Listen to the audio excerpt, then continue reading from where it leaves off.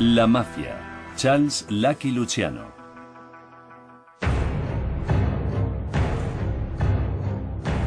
Charles Lucky Luciano, el gángster número 1 de todos los tiempos. Inteligente, despiadado y visionario. Luciano transformó la mafia, que pasó de ser un grupo de bandas callejeras sin guerra a convertirse en un imperio altamente sofisticado. Bajo su mando, la mafia llegó a ser más grande que General Motors, y cuando concluyó, la organización estaba obteniendo unos beneficios de 40.000 millones de dólares al año. Lucky Luciano era la quinta esencia del ciudadano americano. Utilizando su astucia y su inteligencia, alcanzó una posición de increíble poder y riqueza. Esta es la historia del hombre que organizó el crimen organizado. Un hombre cambió la estructura y el paisaje del crimen en Estados Unidos. No hay duda de que Luciano fue el inventor de la mafia moderna. Pero ¿dónde estaban los representantes de la ley? ¿Por qué nadie era capaz de pararlo?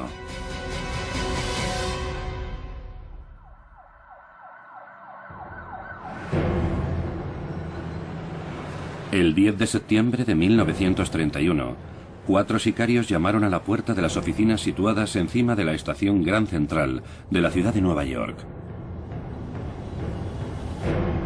Su objetivo, el jefe supremo de la mafia de Nueva York, Salvatore Maranzano.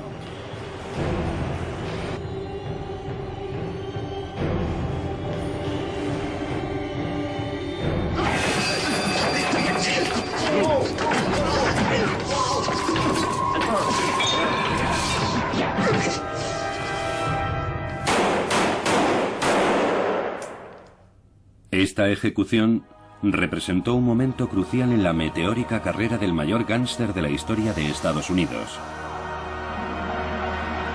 Charles Lucky Luciano. En cada generación, solo una vez aparece una mente dinámica, criminal y genial.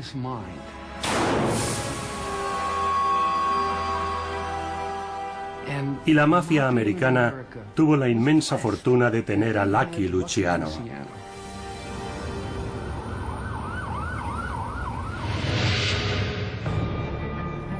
Luciano había comenzado su carrera como sicario de primer nivel para el capo de la mafia de Nueva York, Giuseppe Joe el Jefe Masseria. Masseria era el jefe de la banda italiana más grande de la ciudad y gobernaba las calles a principios de los años 20. Pero en 1925, otro jefe llegó a la ciudad.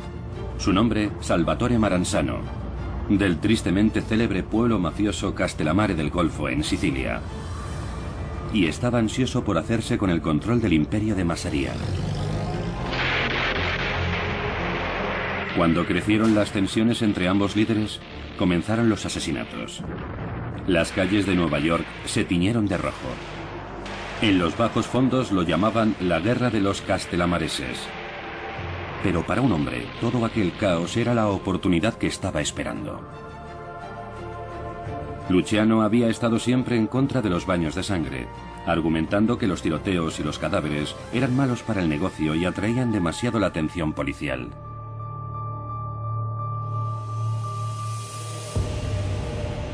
Luciano despreciaba también los viejos modos de su jefe de guerra, Masseria. Luciano quería tender puentes con los gánsteres judíos e irlandeses. Pensaba que sus redes eran esenciales para el éxito de los negocios internacionales. Pero Masseria se oponía ferozmente a cualquier asociación con organizaciones no italianas. La gente como Masseria apenas hablaba inglés, no podían comunicarse. Era una generación diferente, y Lucky entendió aquello y ellos no.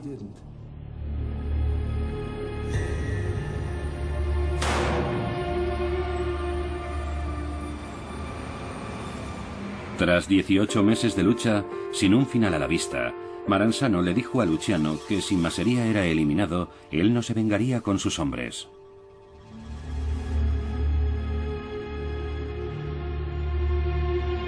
Luciano compartía la visión de Maranzano y le hizo una oferta. Mataría a su jefe Masseria si podía hacerse con el control de su banda y tener el mismo poder que Maranzano. Maranzano aceptó el trato.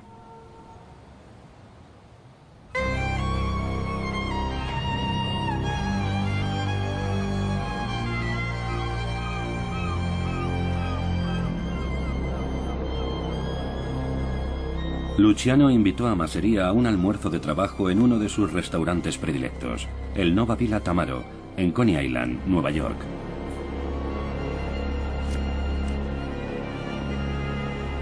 Mientras jugaban a las cartas, los sicarios de Luciano esperaban fuera, atentos a su señal.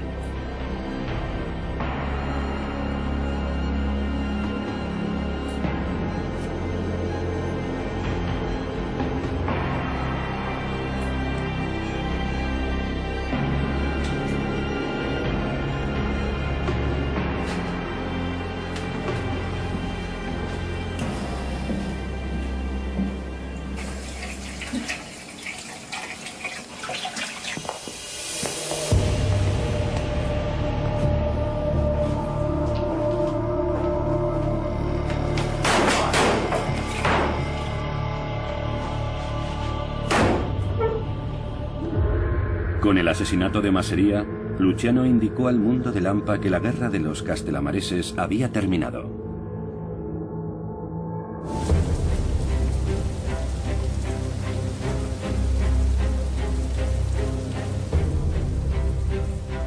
Maranzano invitó entonces a cientos de gánsteres de todo el país a una reunión en el Bronx para anunciar su victoria. Les dijo: ahora todo va a ser diferente.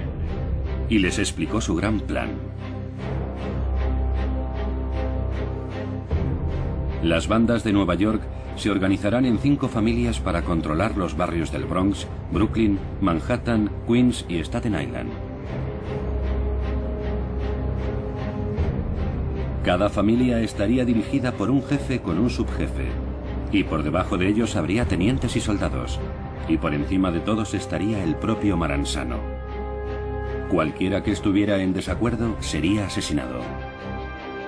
Voy a ser el capo de todos los capos, el jefe de todos los jefes. Aquello significaba que él sería el jefe de todas las operaciones de la mafia de Nueva York.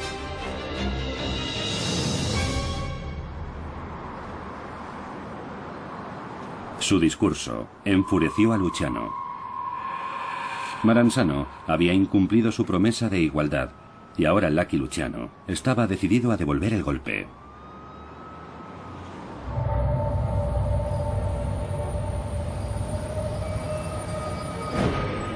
Maranzano comprendió que Luciano era una amenaza potencial a su dominio total de la mafia americana.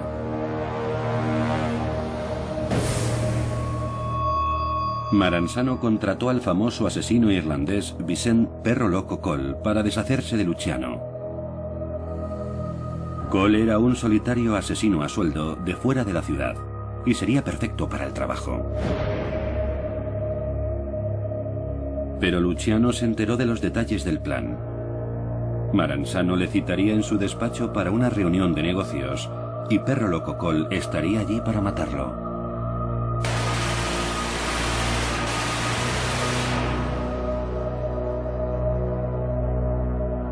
Ahora para Luciano era una cuestión de asesinar o ser asesinado.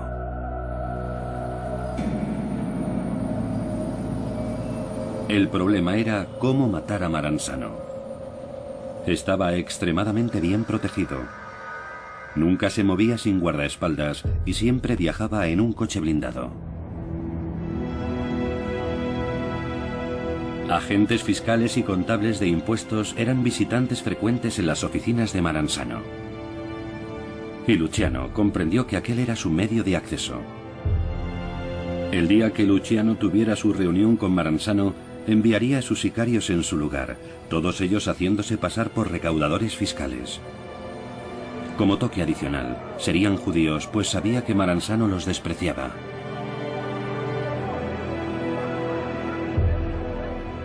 Luciano se puso entonces en contacto con su amigo de la infancia, Meyer Lansky, para preparar el golpe. Dicen que Lansky alquiló entonces una remota casa en el Bronx para que los 4 asesinos se preparasen para el golpe.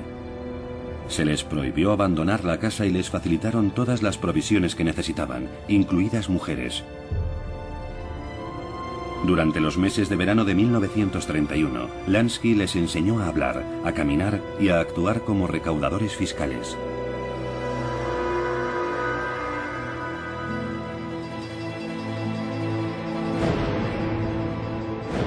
Y en septiembre llegó la llamada. Maranzano le dijo a Luciano que fuese a su despacho para discutir un asunto urgente de negocios.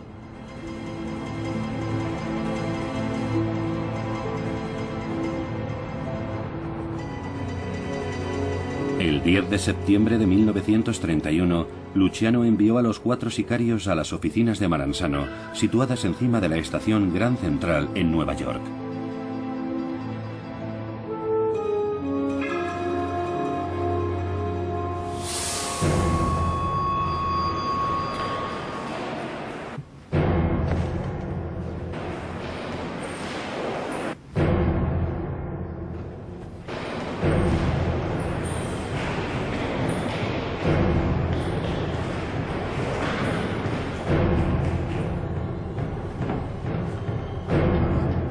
Los gánsteres entraron en su despacho y sacaron sus cuchillos. El arma escogida para matar a su víctima en silencio.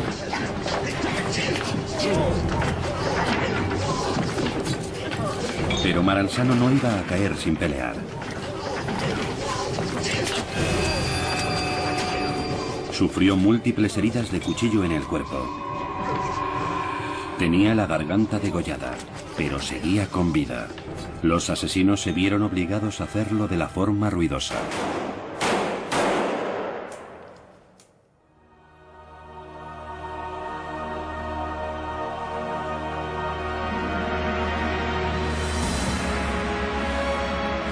Con la muerte de Maranzano, había llegado la hora de Luciano.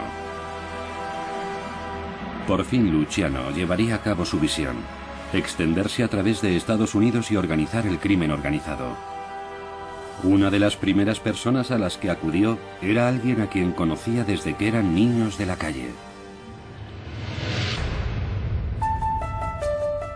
Luciano había comenzado ofreciendo protección a colegiales judíos amenazados por bandas de irlandeses.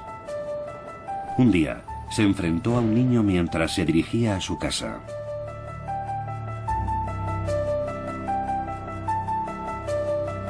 Si quieres seguir con vida, niño judío, tienes que pagarnos 5 céntimos a la semana por protegerte. El colegial le miró fijamente a los ojos y le mandó groseramente a paseo. Era Meyer Lansky, un joven inmigrante polaco y el hombre al que Luciano había acudido cuando necesitaba sicarios para la ejecución de Maranzano. Se conocían de siempre, desde que eran adolescentes. En aquella época eran matones. Pero desarrollaron una relación con la que construyeron un imperio. Meyer Lansky se convirtió en la mano derecha de Luciano y en director ejecutivo de negocios.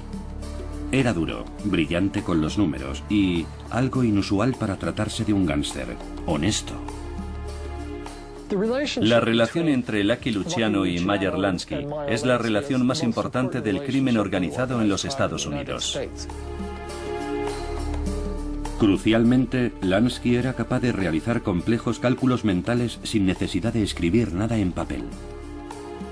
Eran 2 individuos abiertos y con un talento increíble que se dieron cuenta de que si unían sus fuerzas, utilizando como modelo el sistema corporativo americano, podrían eliminar la posibilidad de que un solo individuo monopolizara los beneficios y podrían compartirlos y distribuirlos equitativamente y, por tanto, proporcionar una cierta estabilidad al crimen organizado como nunca había existido antes.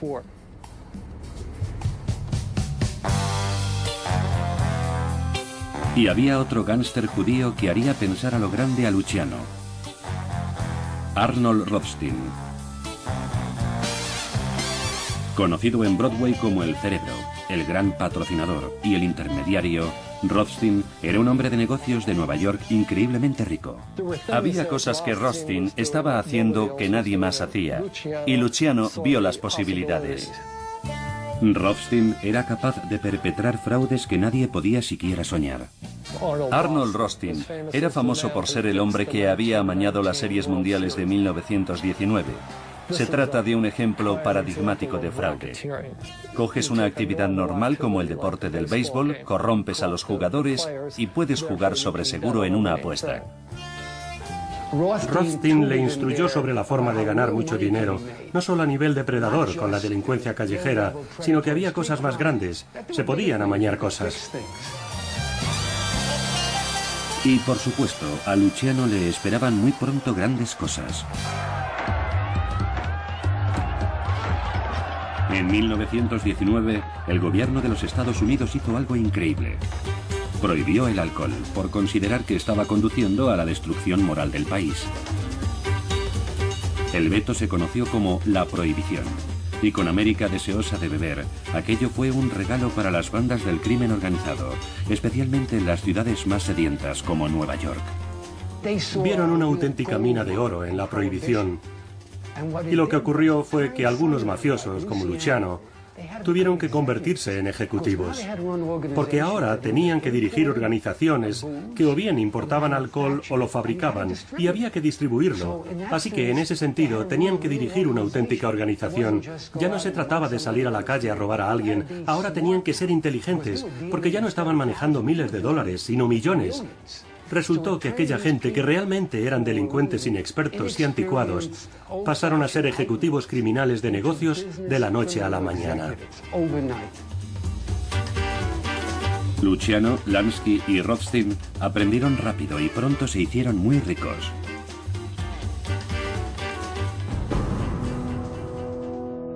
Y cuando la riqueza se traduce en poder, se traduce en poder político, significa que puedes comprar protección política.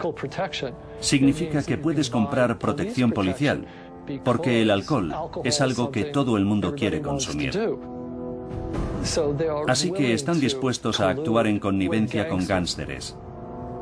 Pero lo que no comprenden es que cuando cooperas con ellos, has vendido tu alma. Y los gánsteres lo entendían así. Con la ciudad de Nueva York llena de bebidas alcohólicas, y policías, jueces y funcionarios municipales sobornados a diestro y siniestro, Luciano y sus socios tenían vía libre para tomar el control de aquello que quisieran. Tenían su mano en todo, porque nadie los vigilaba. Nadie se planteaba siquiera investigarlos. Y mucho menos John Edgar Hoover.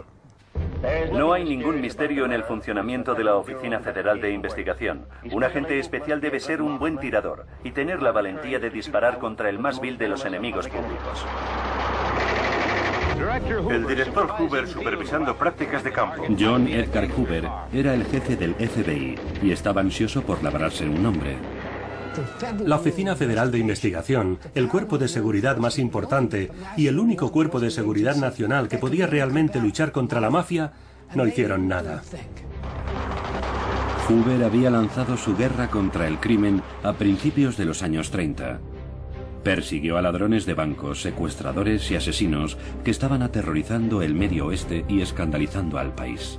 El FBI perseguía a los enemigos públicos que aparecían en los titulares: John Dillinger, Pretty Boy Floyd, Machine Gun Kelly, y los retiraban de la circulación. Hoover había negado básicamente que existiera un sindicato del crimen. Decía que se trataba de gánsteres locales y que era responsabilidad de la policía local lidiar con ellos.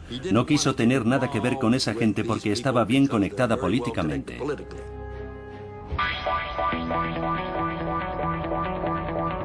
Consciente de que nadie iría a por él, Luciano pudo expandir su visión y desarrollar nuevas formas para que la mafia pudiera crecer. Luciano supo pronosticar que a finales de los años 20 se levantaría la prohibición en América. La prohibición ha terminado. La ciudad sobria saluda el regreso del alcohol.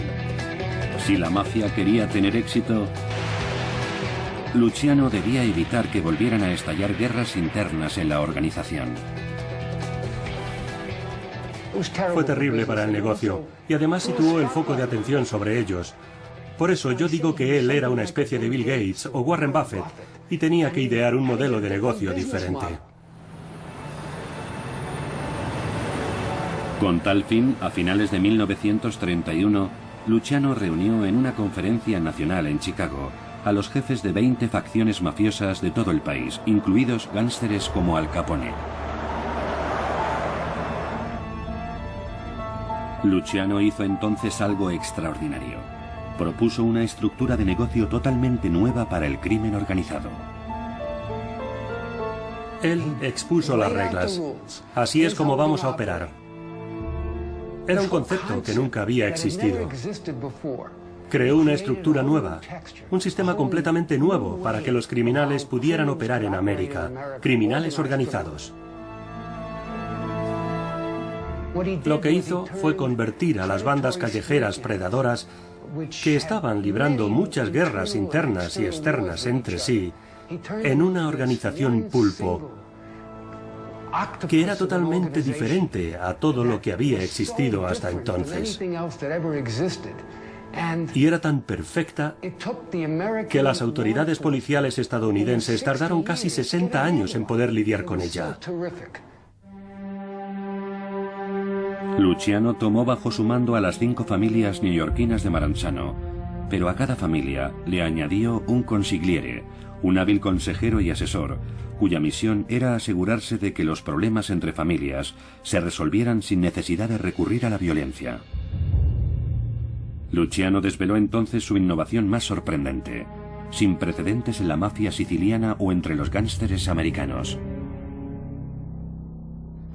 Luciano creó la comisión, y la comisión era la junta de directores. Si se debía cambiar alguna regla que afectara a la mafia de todo el país, era responsabilidad de la comisión. Y si se producían disputas territoriales o disputas sobre fraudes, la comisión se ocupaba de ello. El concepto era evitar guerras. Es casi exactamente lo que varios países del mundo hicieron cuando tuvieron que enfrentarse al mismo problema después de la Segunda Guerra Mundial. Crearon las Naciones Unidas. Si cogemos la Carta de Naciones Unidas y sustituimos los términos Estados por familias, Cosa Nostra por la Organización de las Naciones Unidas y Consejo de Seguridad por comisión, veremos que las normas son idénticas.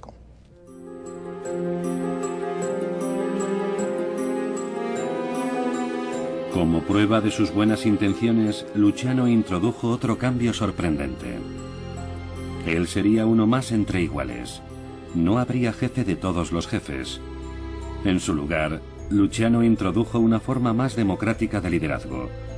La comisión consistiría en una junta de 7 directores de familia, 5 en Nueva York, 1 en Chicago y otro en Buffalo. Cada uno de ellos tendría un solo voto, y todas las decisiones serían tomadas por la mayoría. Ello aseguraba que todos los jefes de las familias más poderosas tuvieran el mismo derecho de opinión. Era un genio increíble y dinámico, que supo ver cómo debía organizarse el entramado de la mafia. Era una persona que había llegado en 1931 y se dio cuenta de que para prevalecer y tener éxito, la mafia debía ser un espejo del capitalismo americano. Luciano había ideado una estructura de negocio que se mantendría durante los siguientes 50 años. Y como funcionaba a la perfección, todo estaba a su disposición.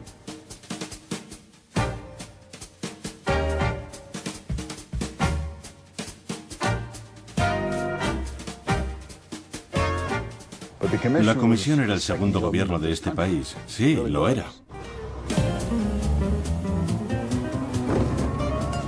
Controlaban muchas industrias de este país. Algunas de las más importantes eran el negocio de la restauración, la industria del juego. Las Vegas es un gran ejemplo de ello. Controlaban la industria del vestido, la industria de la carne, el mercado del pescado, los muelles, los sindicatos, Los préstamos ilegales, las drogas y la prostitución. Luciano dijo que iba a convertir la prostitución en una industria como la de AMP, que es una cadena de supermercados. Eran todopoderosos. Y estaban ganando miles de millones de dólares al año.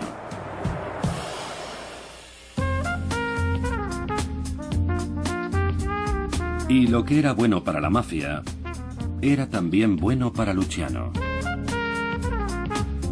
Según los patrones de 1931, Lucky Luciano ya no era millonario, era multimillonario.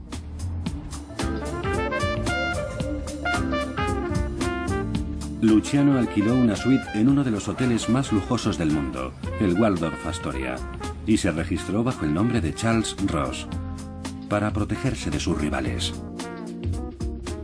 Ganaba millones cada semana y pronto se convirtió en un auténtico dandy, con mujeres en sus brazos todo el tiempo. Tenía un avión privado en el que viajaba para acudir a los hipódromos. Luciano era también un hombre soltero y un juerguista. Se levantaba tarde, vestía trajes a medida y zapatos traídos de Inglaterra, y pasaba las noches bailando con coristas y cantantes de clubs nocturnos. Y operaba casi de forma abierta, con ese aire agradable y jovial del tipo que deambula a sus anchas por Nueva York, dueño de clubs y todo tipo de negocios. Luciano alternaba con políticos y se codeaba con estrellas como Frank Sinatra y con el actor de muchas películas clásicas de gángsteres, George Raft.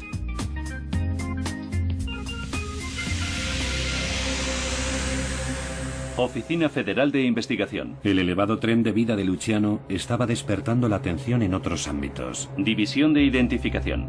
Los agentes del FBI comenzaron a percatarse de que desempeñaba un papel clave en el mundo del AMPA. Pero sorprendentemente, tenían poca información sobre él. Un informe lo describía como el líder del fraude organizado en las filas italianas. Es muy poderoso y ha obtenido considerables beneficios con la venta de alcohol. Otro indicaba: Charles Luciano, alias Lucky, es el jefe del AMPA en Nueva York.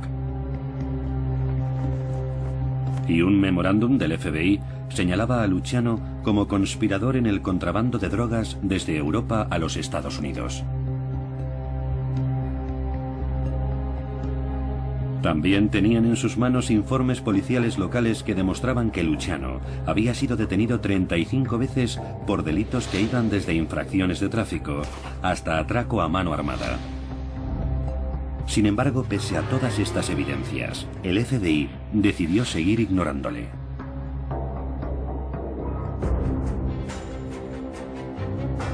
Pero había un hombre decidido a atrapar a Luciano. Se llamaba Thomas E. Dewey. Hemos iniciado con fuerza la limpieza de gánsteres en Nueva York. Dewey era un abogado extremadamente ambicioso que con 33 años había obtenido un cargo de máxima relevancia como fiscal especial de Nueva York para actuar contra el crimen organizado. En 2 años hemos demostrado que podemos proteger a nuestros ciudadanos y liberarles del dominio de las mafias. En la década de 1930, Lucky Luciano era el rostro del crimen organizado. Era un secreto a voces la importancia y el peso que tenía. Dewey se dio cuenta de que Luciano tenía que estar ganando enormes sumas de dinero a través de sus empresas criminales para poder financiar su lujoso estilo de vida. Pero Dewey tenía muchas dificultades para encontrar algo de lo que acusarle. El crimen en la actualidad está sindicado y organizado. Existe un nuevo tipo de criminal que deja a sus mercenarios y a sus testaferros la comisión de los delitos y muy raramente comete un acto delictivo por sí mismo. La única forma en que se puede castigar a uno de estos grandes criminales es relacionándolos con alguna de esas actividades.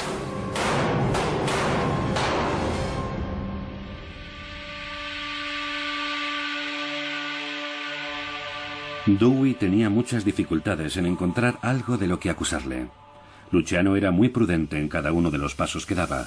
Era muy cauteloso con respecto a las escuchas, muy precavido en sus conversaciones telefónicas, y al igual que su viejo amigo Meyer Lansky, no conservaba ningún documento escrito, guardaba todos los detalles incriminatorios en su cabeza.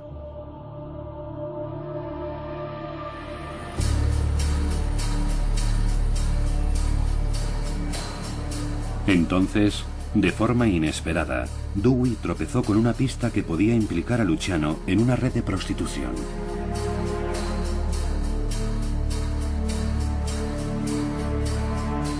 Una serie de escuchas policiales realizadas en burdeles locales ofreció pistas de que una organización llamada The Combine controlaba cerca de 300 establecimientos en Manhattan y Brooklyn.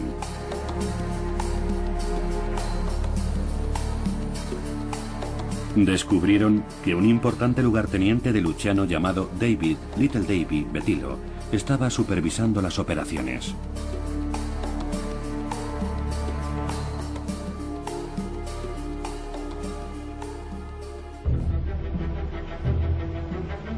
En enero de 1936, los investigadores de Dewey llevaron a cabo una redada en 80 burdeles del área de la ciudad de Nueva York y arrestaron a más de 80 prostitutas y madames. Esas mujeres arrestadas se vieron realmente entre la espada y la pared. No tenían ningún sitio a donde ir. Los policías comenzaron a someter a las mujeres a una intensa presión para sacarles información sobre Luciano. Muchas eran adictas a la heroína en el momento de ser detenidas. Los policías esperaron hasta el cuarto día de síndrome de abstinencia, cuando las chicas se subían desesperadas por las paredes para lograr que se avinieran a testificar contra la mafia. Los investigadores de Dewey se las arreglaron para conseguir que 3 o 4 chicas cambiasen de golpe, que increíblemente declarasen que habían visto a Luciano en reuniones en las que se había discutido el porcentaje que su familia recibía de los prostíbulos.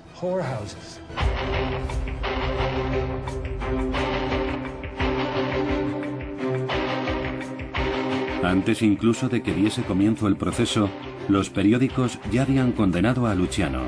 El New York Daily News le describía en uno de sus titulares como el zar de mirada lánguida de la profesión más antigua del mundo.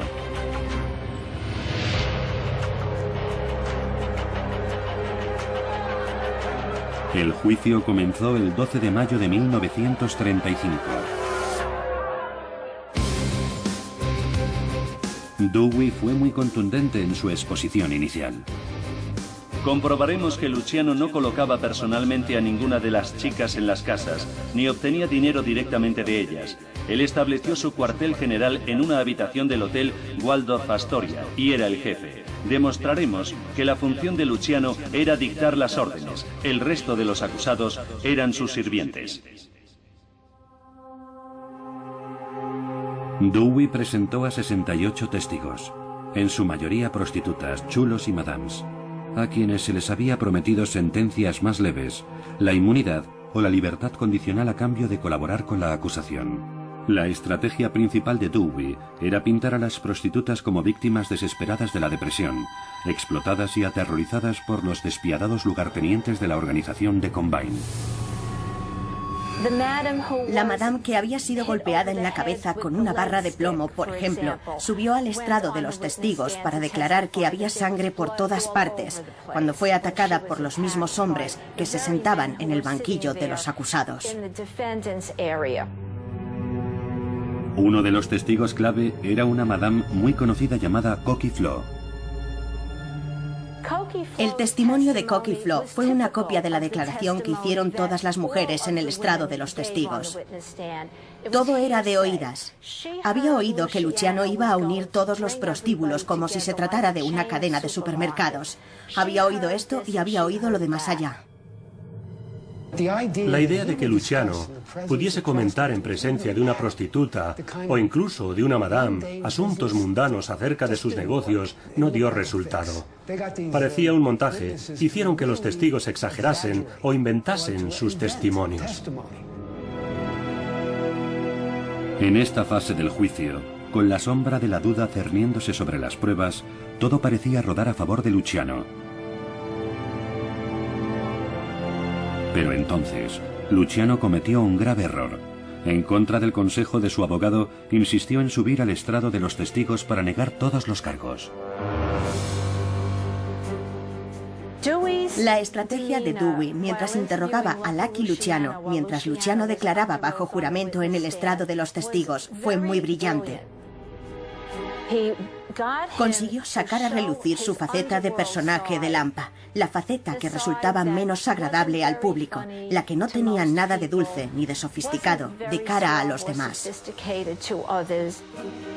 Durante 4 horas, Dewey le acribilló a preguntas sobre su vida, sus anteriores condenas, sus impuestos, su asociación con otros gánsteres, y demostró que mentía respuesta tras respuesta. Estaba realmente lacerado por las preguntas de Dewey. ¿Tengo que pedirle que diga la verdad cuando está bajo juramento? Estoy diciendo la verdad ahora. No quiere responder a esa pregunta, ¿verdad?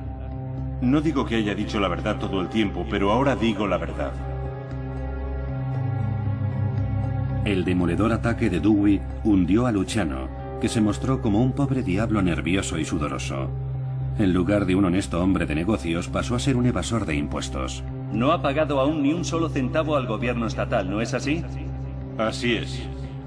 Y eso es porque el gobierno estatal, al contrario que el federal, no persigue a los gánsteres por asuntos de impuestos, ¿no es cierto? No lo sé. Dewey sacó incluso a relucir información muy embarazosa para Luciano, desvelando que en su juventud había sido informador de la policía en una investigación sobre narcóticos, así que toda su reputación quedó un poco empañada. Resulta que aquel tipo duro se había convertido en un soplón para salvar su propio pellejo. En su alegato final al jurado, Dewey describió el testimonio de Luciano. Una repugnante exhibición de perjurio disfrazado de santurronería. Estoy seguro de que ninguno albergará la menor duda de que tienen ante ustedes no a un simple jugador, ni a un corredor de apuestas, sino al mayor gánster de los Estados Unidos. Y Dewey consiguió convencer completamente al jurado.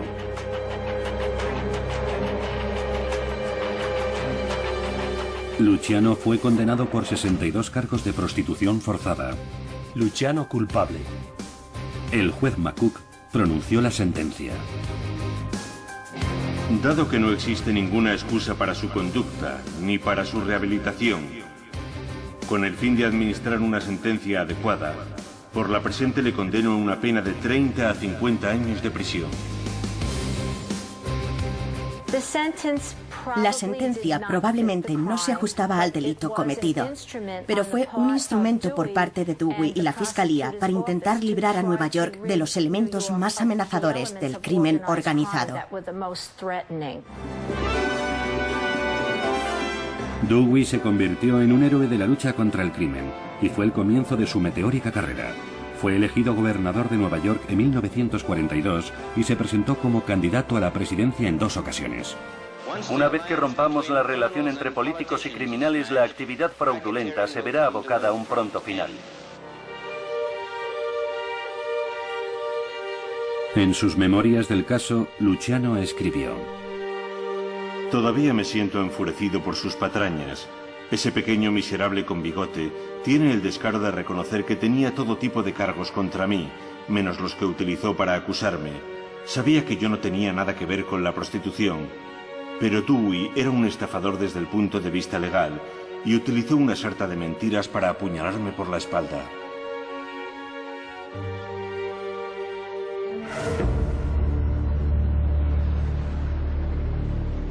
Luciano intentó contraatacar.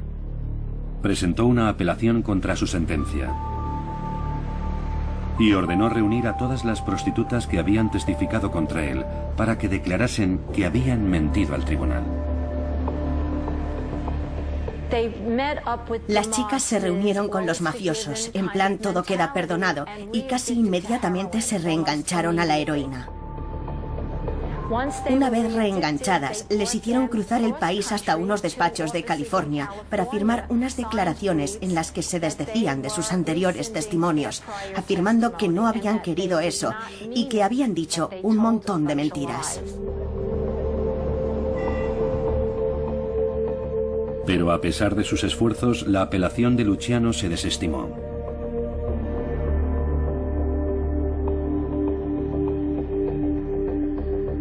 Luciano fue enviado a la remota penitenciaría Clinton de máxima seguridad en Dannemora, cerca de la frontera con Canadá. El centro, apodado Siberia, estaba a 800 kilómetros de distancia y distaba mucho del lujoso ambiente que rodeaba su vida en Manhattan. Menudo contraste, de una suite de las Torres Waldorf a una celda.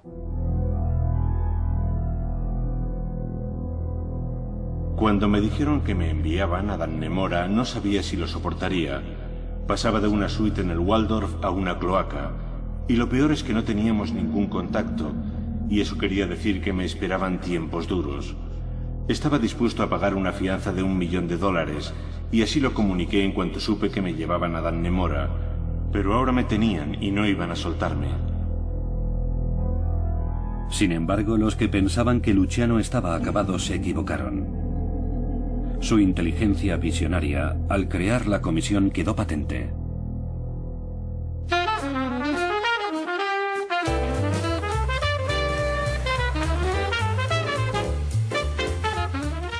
Cuando lo encarcelaron, la familia no se disolvió. La organización continuó funcionando. Y fue nuevamente gracias a la sagacidad de Lucky Luciano. Y es que, a pesar de que él, su creador, fue el primer jefe en ser condenado, demostró que tenía razón. Funcionaba a la perfección.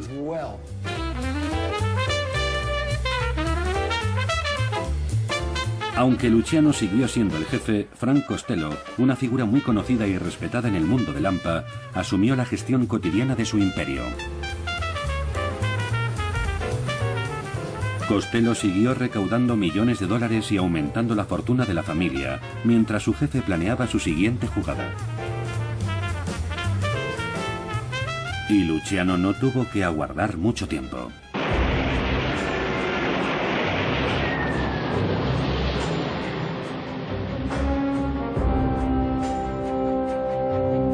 Cuando Estados Unidos entró en la Segunda Guerra Mundial en 1942, descubrió que su país lo necesitaba. La guerra en el Atlántico iba muy mal para los aliados.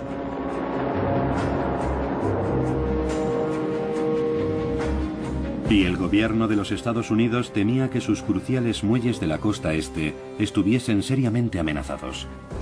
Eran la clave del esfuerzo bélico en la costa este. Un buque francés, el Normandie, ardió en llamas y se hundió. El fuego se extendió como un reguero de pólvora por todo el barco. Miles de trabajadores huyeron para salvar su vida mientras los bomberos de todos los distritos de Nueva York y de ciudades vecinas... La opinión más extendida es que se trató de un accidente, pero la Marina y otros estamentos del gobierno creyeron que podía tratarse de un sabotaje. La inteligencia naval, desesperada por prevenir posteriores ataques y para evitar que espías alemanes se infiltrasen en los muelles, buscó la ayuda de los mafiosos que controlaban la zona portuaria. Pero si querían contar con la ayuda de los estibadores del muelle, antes tenían que conseguir el permiso de la mafia. Luciano era tan poderoso que los jefes de la mafia no dieron su consentimiento. No eran patriotas. No dieron un paso al frente para responderle al gobierno, sí señor, acompañado de un saludo marcial. Respondieron, necesitamos la aprobación del jefe, de nuestro jefe. Nuestro jefe no es el presidente de los Estados Unidos, nuestro jefe es Lucky Luciano y está en la cárcel. Para ganarse el apoyo de Luciano, lo primero que hizo el gobierno de Estados Unidos fue trasladarlo de las duras condiciones de Dannemora a la prisión Grand Meadow, cerca de Nueva York, conocida como el Club de Campo del Sistema Penal. Aquí Luciano inició las negociaciones con las autoridades y sus hombres. Y entonces Luciano actuó como si fuera un patriota, aunque era italiano y nunca había obtenido la ciudadanía norteamericana. Hizo correr la voz a través de Lansky y otros mensajeros. Paz en los muelles. No solo no habría sabotajes, sino ninguna huelga de trabajadores. Las cosas debían rodar como la seda. Era la palabra del jefe. ¡Qué ejemplo tan esclarecedor! Un hombre, estando en la cárcel, tenía tanto poder que podía controlar un puerto tan esencial como el de la ciudad de Nueva York. Si alguien necesitaba una prueba de su poder, ahí la tenía.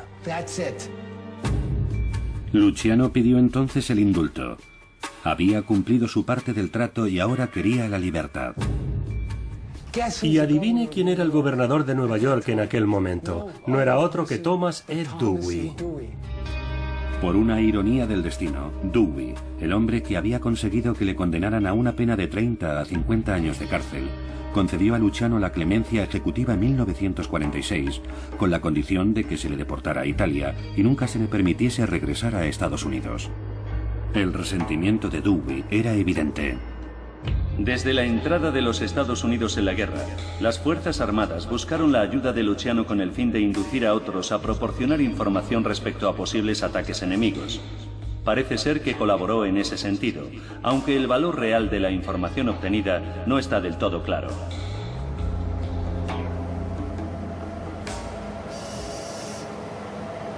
Luciano había cumplido solamente 10 de sus 50 años de condena, cuando el 10 de febrero de 1946 abandonó las costas de Norteamérica con destino a Sicilia.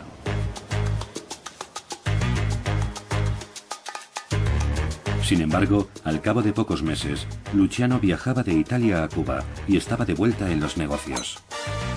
En el Hotel Nacional de La Habana se celebró una reunión de una semana de duración en la que Luciano, Meyer Lansky, Frank Costello y otros destacados miembros de la mafia discutieron acerca del tráfico de heroína. Intervino en muchos tratos sobre narcóticos, ya que Italia se había convertido en un importante centro de distribución de droga, no solo hacia Estados Unidos, sino hacia el mundo entero. La heroína era una gran fuente de ingresos para la mafia.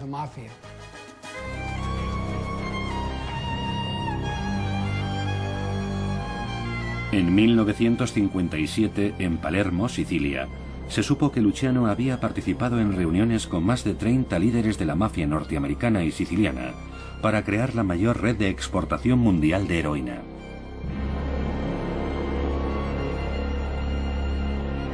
Cinco años después, en 1962, se dictó una orden de detención contra Luciano como supuesto miembro de una red de contrabando que había introducido en Estados Unidos heroína por valor de 150 millones de dólares.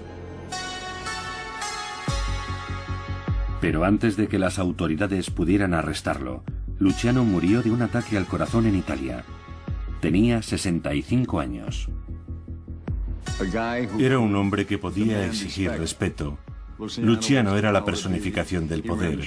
Era quien dirigía el cotarro y estaba dispuesto a usar la violencia cuando fuera necesario. Y el sistema funcionó. El tipo sabía lo que hacía. El reinado de Charles Lucky Luciano fue realmente extraordinario. Transformó la mafia, que pasó de ser un grupo de bandas callejeras en guerra a convertirse en un imperio altamente sofisticado. Bajo su mando, la mafia llegó a ser más grande que la General Motors. Y cuando concluyó, la mafia estaba obteniendo unos beneficios de 40.000 millones de dólares al año. Y aunque se habían producido encontronazos con las fuerzas del orden locales, el FBI ni siquiera conocía su existencia. Pero quien sienta la tentación de considerar a Luciano un genio del crimen, no debería olvidar que hizo asesinar a muchas personas y condenó a muchas otras a la drogadicción y a la prostitución, dejando tras de sí una terrible ola de sufrimiento y dolor.